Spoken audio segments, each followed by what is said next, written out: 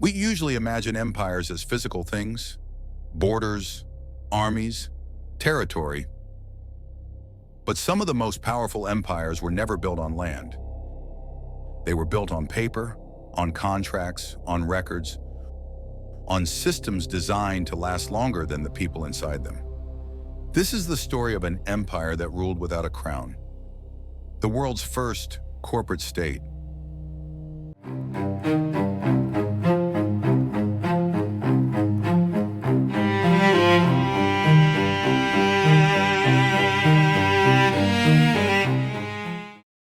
At the beginning of the 17th century, global trade was expanding in every direction. European merchants were reaching markets they barely understood. The rewards were enormous, but the structure behind them was fragile. Each voyage stood alone.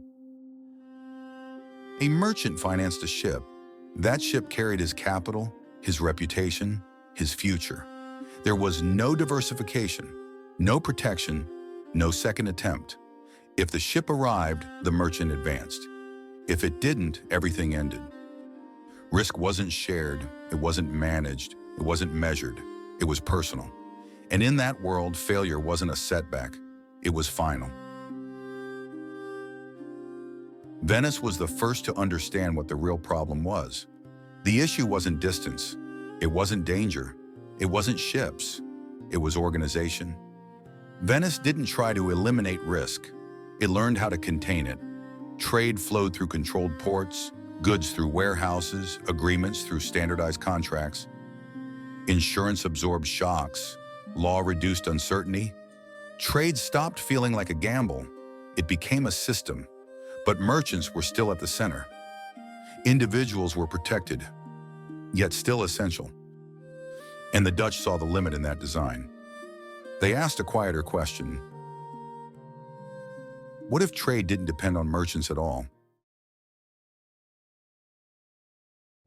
In 1602, the Dutch East India Company was created, not as a fleet, not as a kingdom, but as a structure. For the first time, ownership was separated from operation. Capital was pooled, shares were issued, risk was spread across thousands of participants. A single voyage could fail. Several could disappear, but no individual collapse could destroy the whole.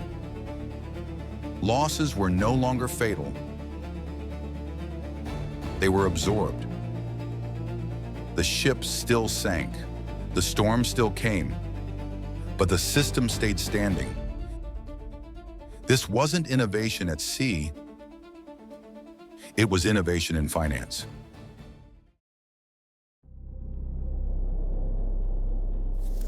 Once the structure existed, something subtle began to change. Trade stopped feeling like adventure. It started to feel like routine. Voyages were no longer stories. They were entries. A ship wasn't a symbol. It was a line on a page. Revenue was recorded. Costs were recorded. Delays were recorded. Not to explain the world, but to control it. Because records create memory, and memory creates authority. When something went wrong, it wasn't debated, it was categorized. Storms became losses, conflicts became expenses. Human lives became variables. This wasn't cruelty, it was distance. This was the real engine, not ships, not weapons, but the way risk was handled, mitigated. When risk is personal, people hesitate. When risk is shared, systems move. The larger the capital pool became, the less any single failure mattered. And the less failure mattered, the bolder decisions could be made. Not because leaders were braver, but because the structure protected them. Accountability was diluted into a sea of numbers. Where no one person bleeds, everyone can bleed a little. Fear didn't disappear. It was redistributed, spread thin enough to stop controlling behavior. The weight that would crush a man became a mere rounding error for the machine. The system absorbed anxiety, and in return, it gained scale.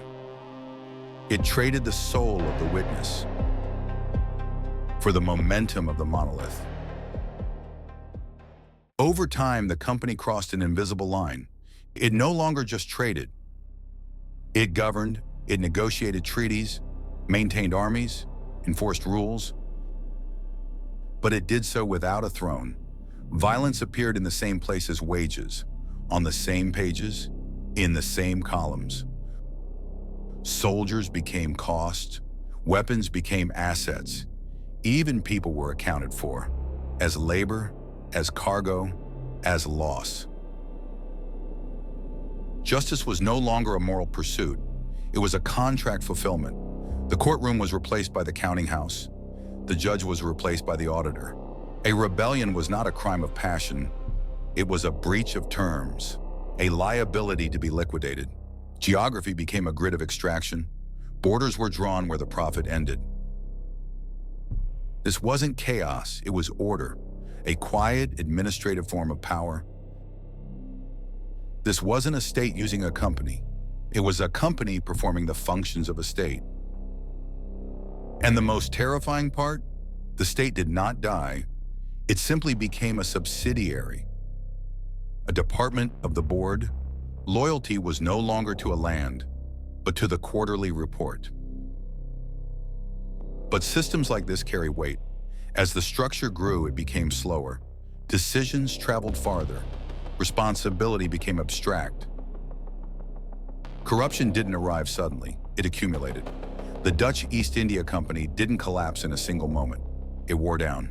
The company was dissolved, not because the idea failed, but because the world had learned it. The corporate state didn't disappear. It evolved, and much of the modern world still runs on it. Quietly, systematically, on paper. The empire didn't fall, it became invisible.